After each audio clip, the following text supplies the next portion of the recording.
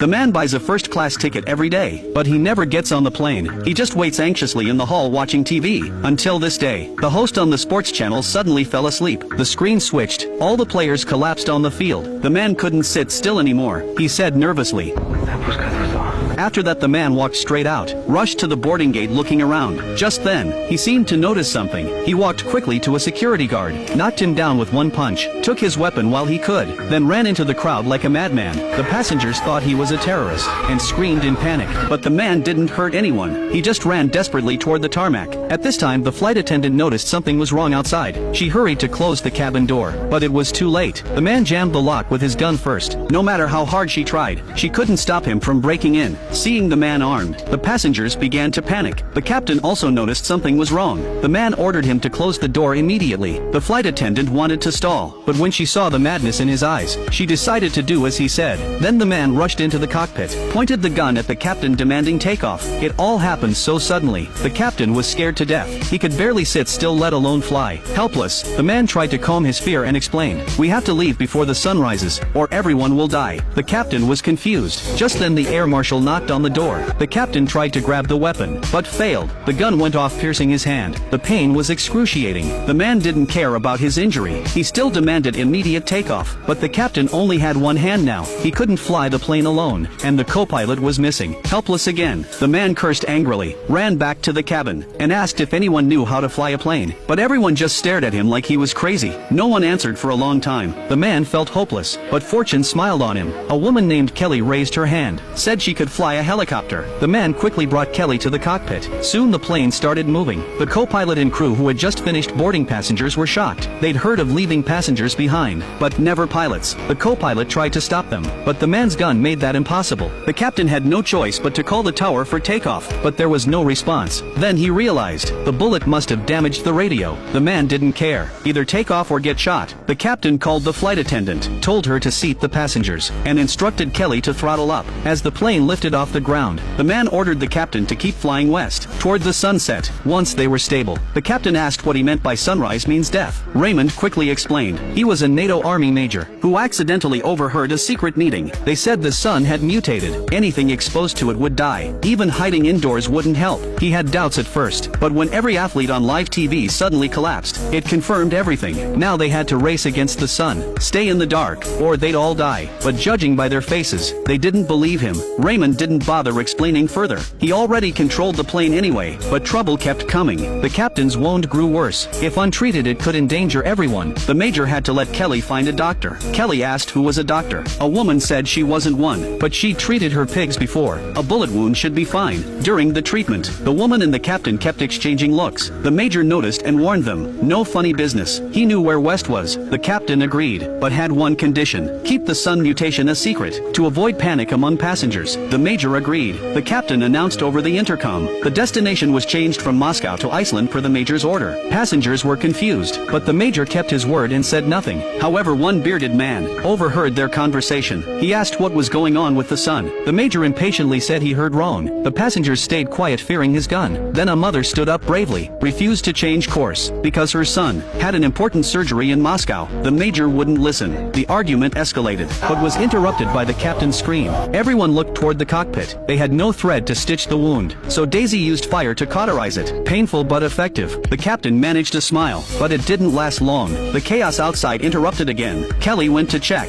A passenger suddenly started vomiting. Others thought it was contagious. They all backed away, but the bearded man, who had been cold earlier, helped Daisy move the sick man. He had other motives though. While the major was distracted, he snatched the gun, and ordered the flight attendant to lock the major in the restroom. The major was an officer. He wouldn't take that humiliation. He refused. The bearded man aimed the gun, ready to send him west. The major's body trembled, but his mouth stayed tough. The flight attendant saw he was losing face, so she quickly let him into the restroom. As soon as she locked the door, the bearded man aimed the gun at the captain, asked why he hid the truth about the sun, and said he clearly believed it. The captain explained. The major was insane. He only pretended to cooperate out of fear. The bearded man believed him, lowered his guard, and handed over the gun. Then the vomiting passenger muttered the word diamond, and died. The chaos ended. ended. Without the major's threat, the captain flew more calmly, but his relief didn't last. The sight of Iceland airport made his heart sink again. People on the ground were fighting for planes, screaming everywhere. It was hell on earth. They realized the major was right. To avoid the chaos, the captain told Kelly to find another airport, then went to release the major. The major was nervous, but when he saw the bearded man, his anger flared up. The captain stopped him and asked what was happening below. The major straightened up and demanded his gun back first. The captain signaled mechanic Jim to hand it over. After getting the gun, the major told everyone about the sun mutation. To survive, they had to keep flying west, stay in the dark. But trouble came again. Kelly brought bad news. There wasn't enough fuel to reach the next western airport. They had to turn east. The major refused to go east, but they had no choice. Forward meant crashing, backward meant a chance. The captain chose the latter. The major tried to stop him. The captain told him to shut up and not distract him. The major went silent. The passengers were terrified. A mother comforted her son. A believer prayed to God. A husband worried about his wife. An influencer recorded a final message for her fans. Even the captain was sweating all over. And then disaster struck.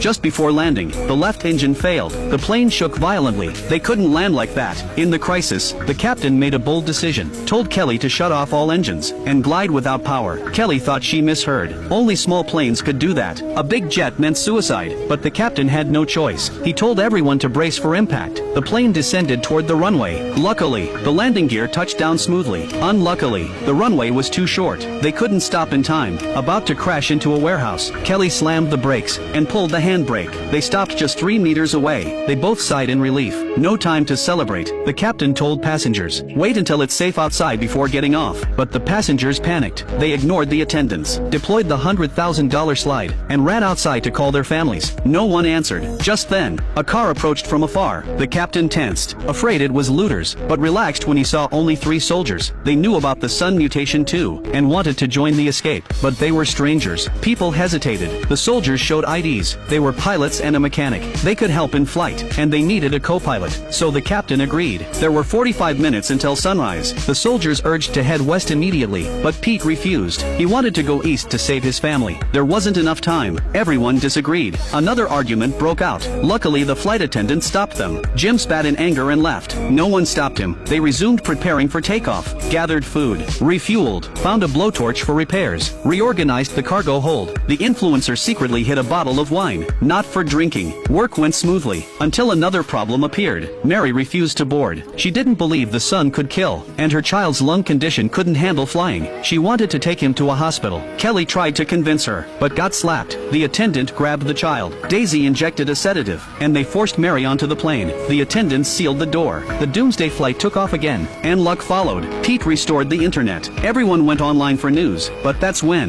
the bearded man discovered the soldier's secret. He called Kelly aside, showed her a tablet. The 3 soldiers were war criminals, tried for rape and murder. They escaped during the chaos. Before they could plan what to do, one of the soldiers barged in. They pretended nothing happened. Luckily, he didn't notice. He took his water and left. The bearded man said they were dangerous, wanted to throw them off the plane. Kelly hesitated. Jim overheard and agreed with the bearded man, but Kelly stayed quiet until one soldier started trouble. He found the influencer's champagne and wanted to drink it. She stopped him. It was for promotion. He claimed it was shared supplies and opened it. The popping sound scared an old man with dementia. He thought it was a gunshot and tried to open the cabin door. Everyone panicked. The soldier grabbed him and threw him aside, but the old man hit a post and stopped breathing. Daisy tried to save him, but it was too late. Everyone called the soldier a murderer. He said he was protecting them. The door couldn't open midair anyway. As a trained airman, he should have known. The bearded man tried to check on him. The soldier thought he was attacking and pulled his gun. The captain rushed over. His crew calmed the soldier down, took his weapon, and prevented tragedy. That incident made Kelly decide to get rid of them. She told the captain, under the pretext of changing his bandage. She mentioned the war crimes. The co-pilot sensed something wrong, asked why they spoke Russian. Kelly said she didn't know medical terms in English. He believed her. The captain agreed to her plan. They arranged to send the soldiers to find the radio and leave them there. The soldiers grew suspicious. The captain froze. Kelly explained all signs were in English. Only they could read them. They accepted, but asked Jim to join, and wanted the attendant as translator. The captain didn't want to risk her, but couldn't refuse without raising doubt. He agreed. After they left, the captain told everyone about the soldiers' crimes. Kelly worried people might disagree, but they all supported it. Everything seemed perfect, until things went wrong. Jim locked the soldiers inside a warehouse, tried to pull the attendant away, but she refused to leave them. As the door was breaking, Jim ran out alone. The soldiers fired, but missed. They chased in a truck. The attendant tried to join them, but they ignored her. Meanwhile, Jim reached the plane first, told the bearded man the attendant was left behind. Time was short. No one waited. The plane started rolling. The captain wanted to stop, but the soldiers were shooting at them. Stopping meant death. He pushed the throttle. The plane accelerated. The soldiers ran out of strength. Except one. The one who killed the old man. He reached the landing gear. At that moment, a passenger saw something terrifying. A bullet had cracked a window. He tried to stop the takeoff, but it was already too late. The airplane window had a crack. A passenger happened to notice it. He immediately shouted to stop them, but the plane had already taken off. Later the captain came to check. He guessed it was caused by the soldiers' gunfire when chasing the plane. But unexpectedly, the captain didn't take any emergency measures. Instead, he told the passenger to sit beside it and watch the crack. Toby refused, of course. If it suddenly broke, the cabin pressure would leak and he'd be sucked out. The captain explained it was double glass. He'd be safe. But the major wasn't happy hearing that. He stood up and scolded the captain. "Stop barking orders here. The sun has mutated now. Anyone exposed to sunlight will die. On this road fleeing into the dark we're all equal. So decisions must be voted by everyone." The captain refused. He had to be responsible for the passengers' safety. But the major took it as a joke. The airline company no longer existed. Now the gun in his hand was the only law. Hearing the threat, the captain lost his temper too. He wanted to see if the major had the guts to shoot the only pilot left. While they were arguing, an alarm suddenly went off in the cockpit. The captain rushed to check, but before they could find the cause, the alarm stopped again. Both of them were confused. After confirming no button was touched by mistake,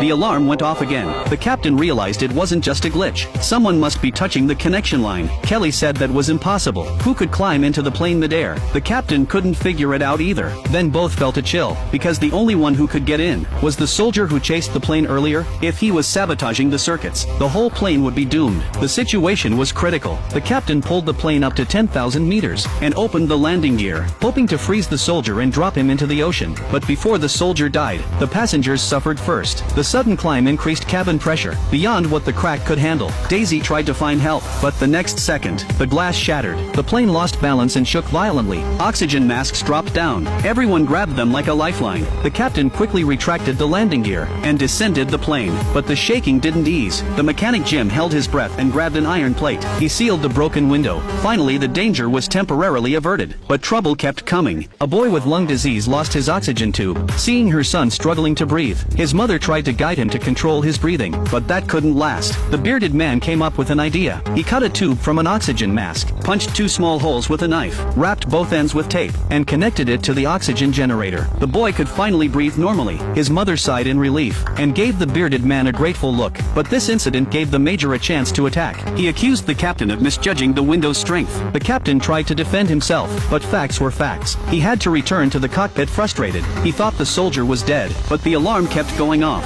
The captain guessed the soldier had survived using the heat from equipment. Kelly asked what to do next. The captain had a bold idea. Cut through the floor and kill the soldier in the landing gear bay. Without delay, the major and 2 others took the torch and began. They cut open the floor and got ready to lift the panel. The major aimed his gun at the hole, but it was pitch black inside. When the major let his guard down, a hand suddenly reached out grabbing the gun, then bit his finger so he couldn't fire. The bearded man reacted fast. He took the gun and shot into the hole. After 3 shots, everything went quiet. They all breathed in relief. But when the brave bearded man returned to the cabin, instead of cheers, everyone was staring at him strangely. Turns out when they buried the dead last time, David had seen him cutting open the corpse to take diamonds. They accused him of desecrating a body. The bearded man explained. He was a patriot. He smuggled national treasures back home by hiring the dead man to use his body as a container. But the man's death wasn't his fault. It happened because he didn't follow the procedure. No one believed him. When the plane landed, Jim fixed the window, and the others began judging him. Under everyone's harsh words, the bearded man couldn't defend himself. He thought he'd be kicked off the plane. But unexpectedly, the major stood up for him, because the major knew of a shelter, but didn't know its exact location. So he needed the bearded man's intelligence to help find clues at the NATO building. Daisy wasn't happy. So if we abandon him, you wouldn't take us to the shelter. That question hit hard. If the major refused, he'd be seen as using others' misfortune for leverage. So he had no choice. He vouched for the bearded man with his own life. If the man crossed any line again, he'd go down with him. With that said, the captain organized a vote. The majority agreed. The bearded man survived. Their next destination was set to the plane's departure city.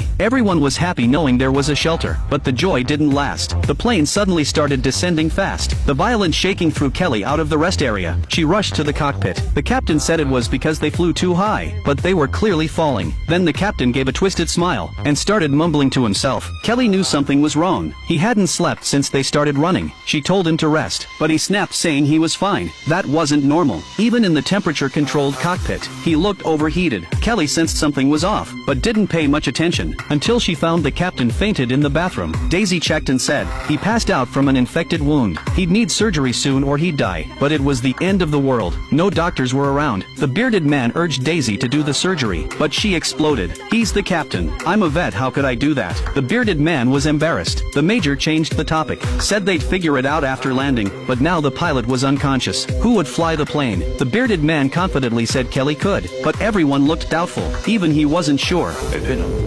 Kelly refused immediately. She only knew how to fly helicopters. Flying a jet was a joke, but with no other choice, she had to try. Jim searched online for a landing tutorial, and guided her step by step. As they neared the airport, Kelly grew more nervous. Jim comforted her. Even if you fail, no one will blame you. She calmed down again, but disaster struck. One engine failed. The plane shook violently, yet the passengers stayed calm. They already knew how this might end. Kelly opened the landing gear, copied the captain's earlier method, turned off all engines and glided down.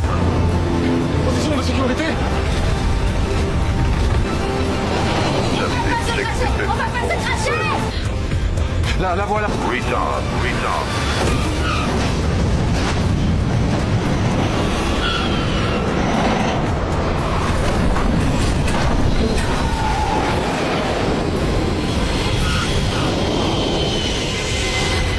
By miracle, the plane landed safely. Everyone was in disbelief they were still alive. Kelly felt like she was dreaming, until Jim spoke up, snapping her back. They looked at each other, and laughed out loud. Back in the cabin, everyone cheered, but celebration was short. Finding the shelter was the priority. Kelly's bravery earned her the acting captain role. She assigned Daisy to treat the captain, the major's team to search the NATO building, and she helped Jim repair the engine. But more issues appeared. Jim suspected a faulty fuel pump. Fuel wasn't being delivered properly. That's why the engines kept failing. But when Pete heard that, his face changed. He believed the fuel was spoiled by solar radiation. The reason the plane still worked was that the contaminated fuel mixed with old fuel. Now they were out. Without good fuel, they couldn't fly even if they found the shelter. They'd just wait for death. But strangely, gasoline was unaffected. That was a small relief. Then came better news. The bald guy used to work at this airport. He knew there was a fuel depot built under the reservoir. Water acted as a shield, so the fuel might still be usable. Time was short. Jim and the bald guy drove off to the depot. Meanwhile, the major's team drove a police car in the underground garage. When they reached the first floor, 2 soldier corpses were on the ground.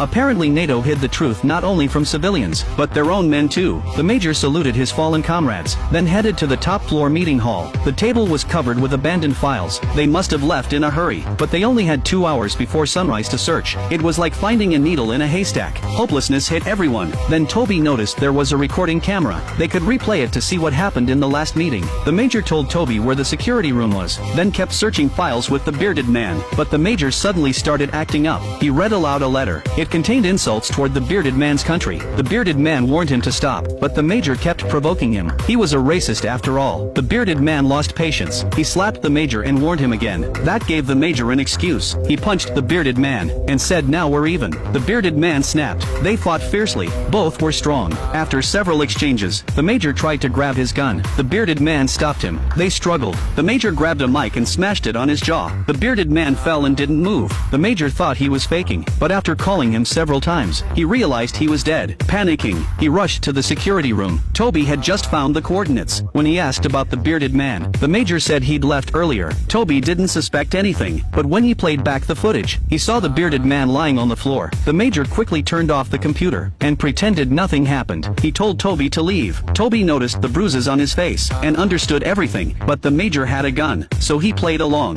When they got back to the airport, everyone noticed the major's injury. He said he fell, then tried to change the subject, but the influencer asked about the bearded man. The major pretended not to know, said the bearded man came back before them, then asked where he was now. That trick convinced everyone. Toby just watched quietly, thinking about something. Meanwhile, the captain recovered under Daisy's care, but Mary Mary's son noticed something strange. A backpack nearby was trembling. Curious, he opened it. A squirrel jumped out. Mary rushed over after hearing his scream. She told Pete and the others, but they didn't believe her. Even humans hiding under blackout sheets couldn't survive. How could a squirrel? They thought the boy imagined it. Mary got angry. Her son doesn't lie. But Pete still didn't believe it. She stormed out of the room. Soon the captain woke up from anesthesia, returned to the cockpit to prep for takeoff. Mary noticed the bearded man was missing. She asked Toby. He stammered, saying he didn't know. Then she asked the major. He got nervous, but gave the same excuse. Mary saw Toby's guilty eyes, and knew something was off. She asked how the major got hurt. He snapped, said he fell during duty. Mary doubted him, and his eyes started to dodge hers. She was sure something was wrong. She yelled at Toby to tell the truth. Toby couldn't hide it anymore, afraid of being blamed. He confessed the major killed the bearded man. The major denied it, then accused Toby of the murder instead.